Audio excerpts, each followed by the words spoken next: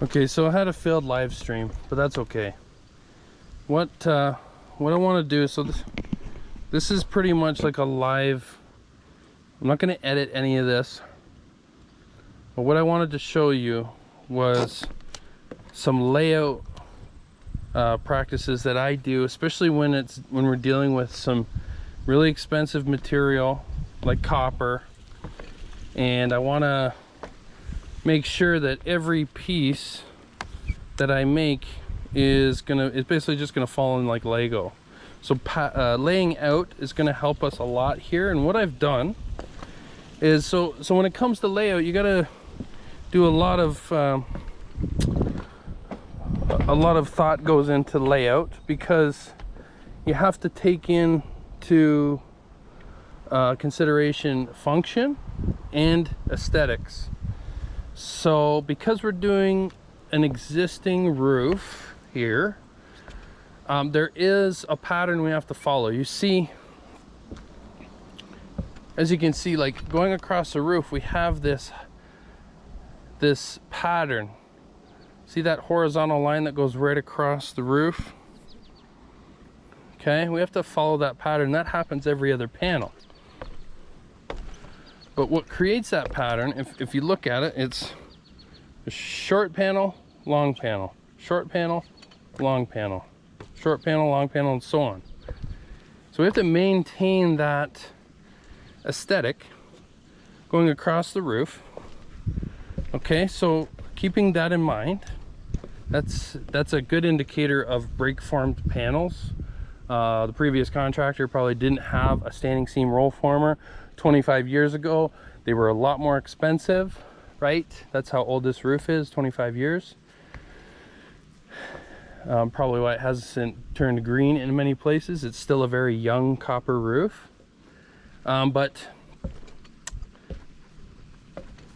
the reason why it's installed like this is because he didn't have, for one, the knowledge of how to properly install standing seam metal roofing. This seam right here is actually it just looks like this.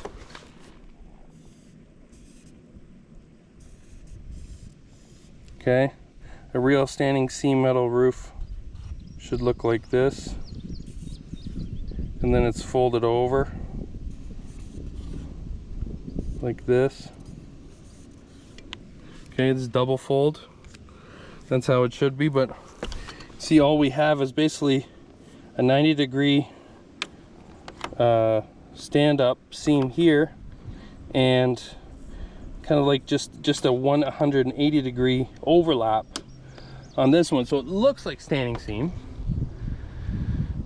but it's really just overlapped, a high-end overlapped roof, much like a corrugated barn metal or something. So we're actually gonna do double fold. Okay,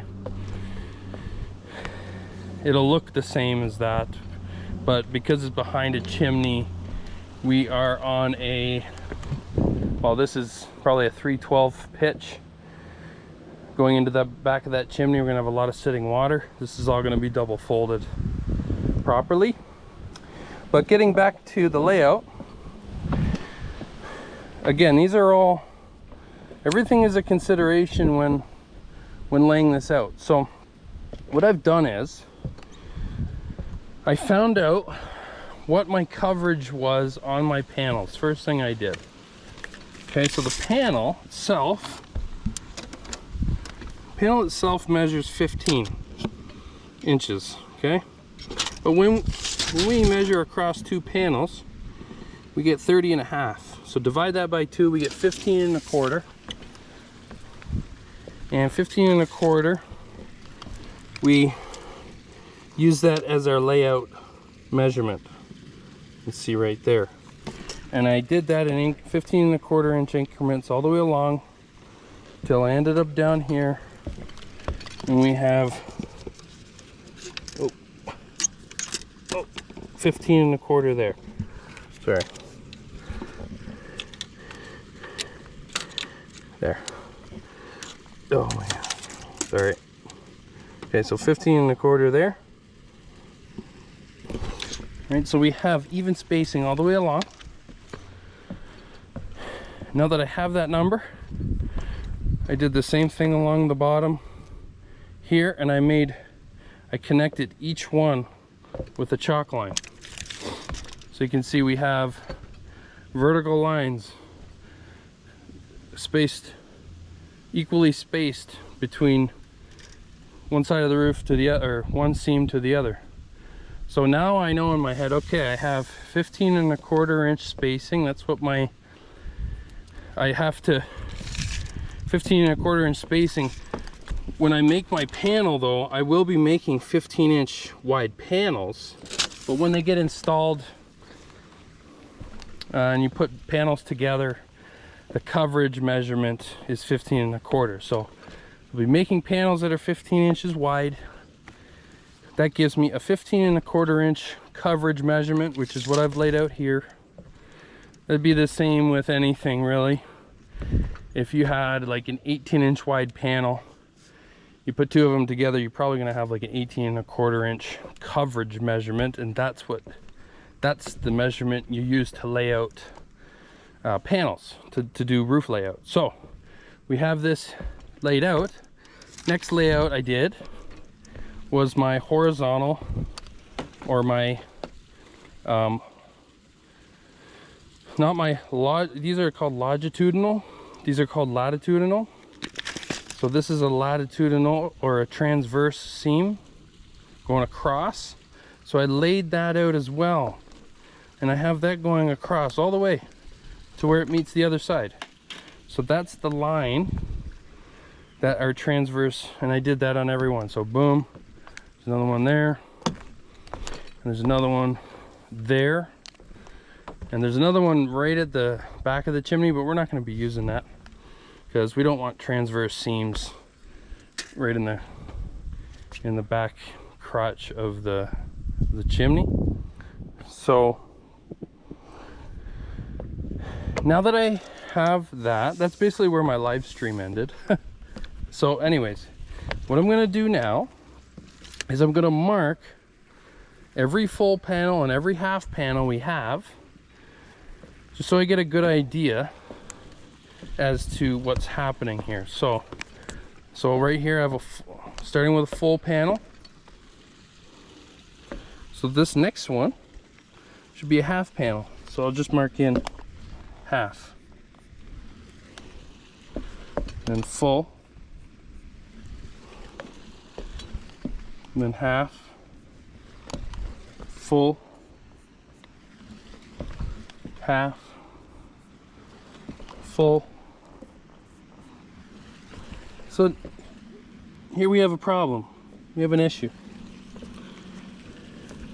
I have a half panel there, which means the half panel seam stops right there. Guess what? It's going to line up with that one, and we're not going to maintain the aesthetic, because now you're going to have half panel, full panel, half panel, full panel. So we're going to mess up the aesthetic here. So what do? Again, this is where layout has its advantages, because we get to make decisions prior and get to make a plan for the install. So what are we going to do here? What I like to do, because it's aesthetic, it's just I could put two seams together like that and the roof would function just fine. I may get some bunching up at the seam, but I could handle that. I could work with that. It's no big deal. But the aesthetic is ruined. Not a ton of people are gonna ever see this, but we can at least try our best. Also, we need to take into consideration the back of this chimney. So function. What about function? Do we sacrifice? What's your rule? Do you put in the comments? Do you sacrifice function for aesthetic, or do you sacrifice aesthetic for function? I will always sacrifice aesthetic in lieu of function. So function above everything else. So let's start at the back of this chimney. How is this chimney going to drain? That's the whole reason we're here. So the whole reason we're here is because this chimney was leaking. So this chimney needs a solution. That solution I've already made up what it's going to be. It's basically, we're going to make a small diverting back pan. Okay. So it's going to be like a big, almost like a cricket here to peek out, to create a peak in the valley, and we're going to have like, we're going to make two tiny little low sloping valleys on the back of this, two little diverters. So essentially we're going to have a valley connection about, oh, I don't know, we can go a foot away. We're going to have a valley connection about a foot away from there, and we can lay that out too. So I want to go up the wall 6 inches. Let's find the center of this bad boy.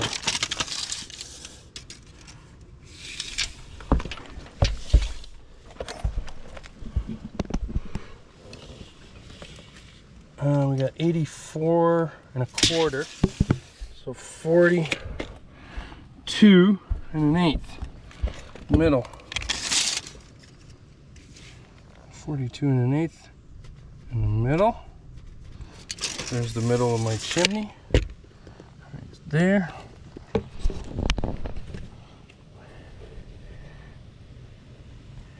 Like so. I'm going to measure up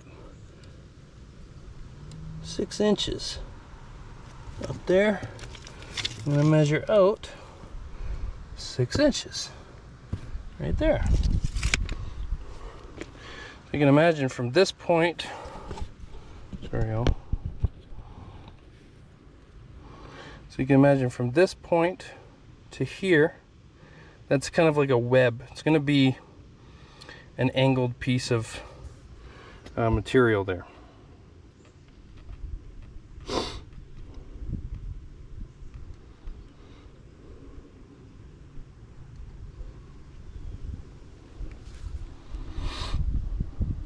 So anyway, sorry, brain fart. Yeah, so from here to here, and then we're gonna have that seam coming up. There's gonna be a valley coming off of this 12 inches like we just talked about.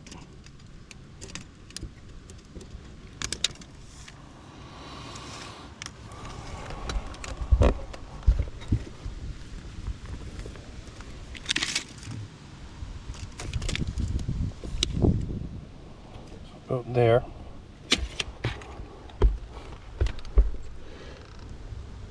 So that's the peak of my valley. I'm going to measure the back of this 12 inches.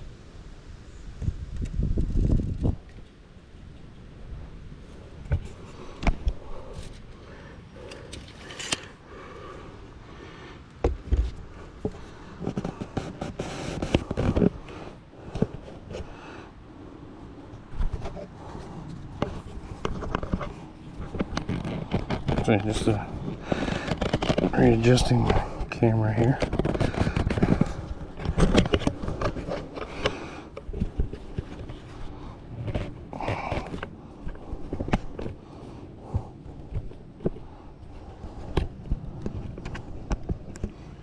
Okay, so I made a mark there.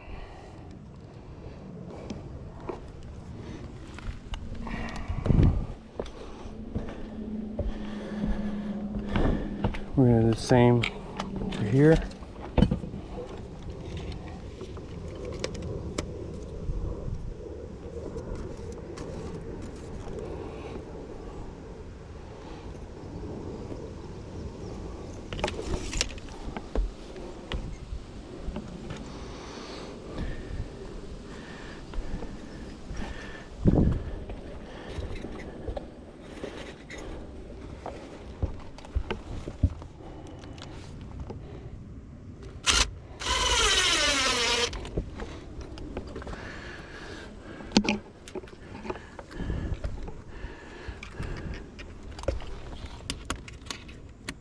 this line going across.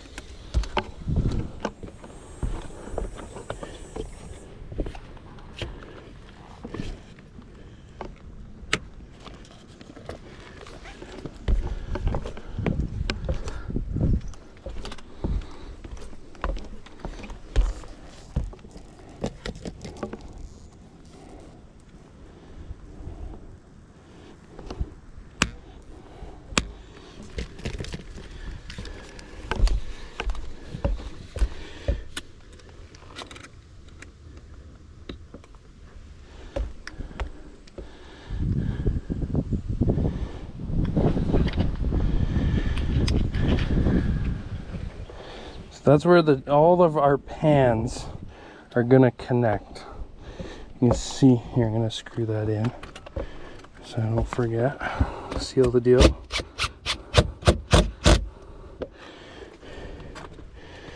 So right here, that line is where all of our seams will end.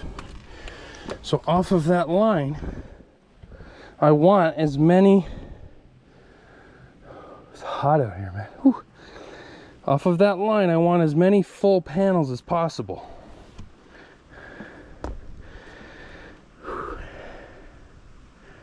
So what I can do, now that I have everything kind of laid out and measured, it might be best to find out, so we have to find out where we're gonna have a double panel. I think I want to go in the middle because that's going to be the least visible from the front, because the chimney's going to be right in front of it.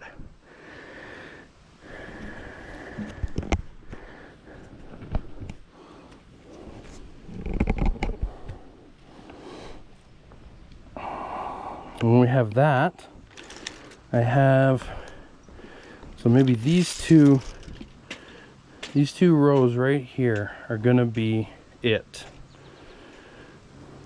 So once we do that, so if I have two full panels and two full ones, yes. So these two will be the two full ones, here and here, which I believe are 8 feet. Yep, those are my 8-footers.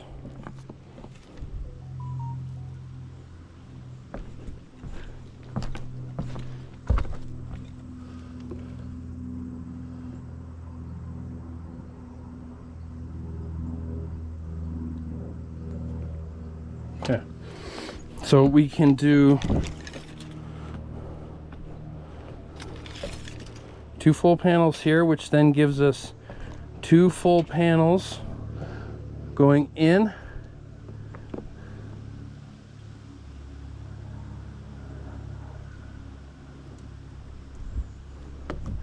half panel, half panel. Okay, so that's going to be a small one, which is better. So it's better to have a small panel where it's draining, because this won't ever get backed up here because of we have drainage right there. So that'll be a half panel, half, full, half, full, full,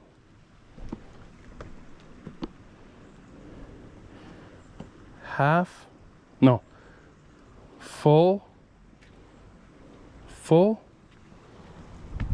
full, full, half, full, half. Or do we do full, full, full, full, full, full, full, full, full? I don't know if I bought enough for that.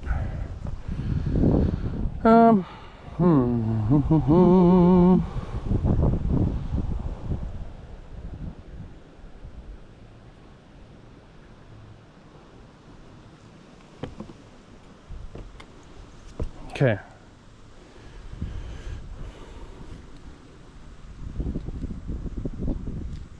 Half, full,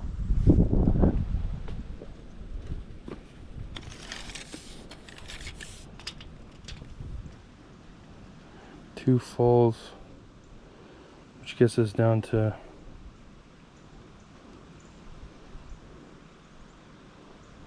2 halves.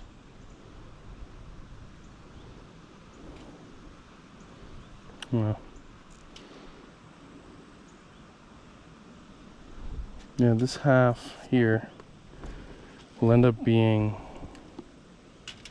right, this is going to be one piece separate from, so this will be a piece.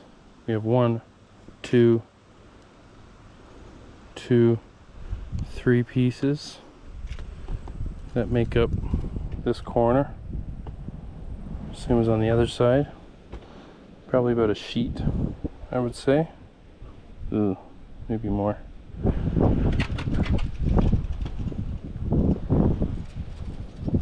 So yeah, what I'm gonna make at the shop is going to be half full, half full, full, half full.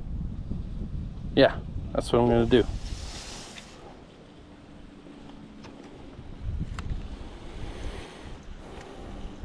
So you can see the benefits of laying out your roof. Gives you the upper hand because we now know exactly what panels we're gonna go and make at the shop, and I'm gonna bring a bunch of those. I can have them all prefabbed, ready to go. So then when I just show up at the site the next time, I have a bunch of panels ready to go. And I can actually also measure for the back of this, and yeah, we can have a bunch of panels prefabbed ready to go. So that's the idea. Click on screen to go to the next video, and we'll see you over there. Ciao for now.